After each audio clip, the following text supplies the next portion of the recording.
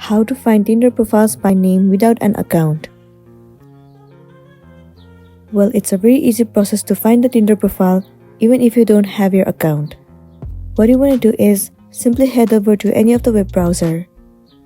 Once you're in here, in the source bar, you have to enter sitetinder.com @ the username of the person.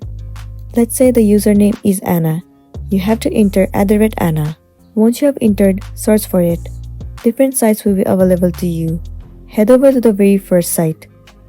And there you go, you will be able to see the profile of their Tinder.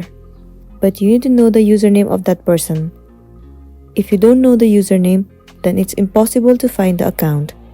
Similarly, you can find for the more profiles if you know the username of their Tinder account.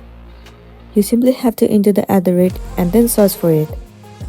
Move into the very first site and the profile will be visible to you, and you'll be good to go. So that's it for today, and this is simply how you can search for the Tinder profile even if you don't have your account. Make sure to smash the like button and consider subscribing if you found this video helpful. Thank you for watching it till the end. We'll see you in the next one.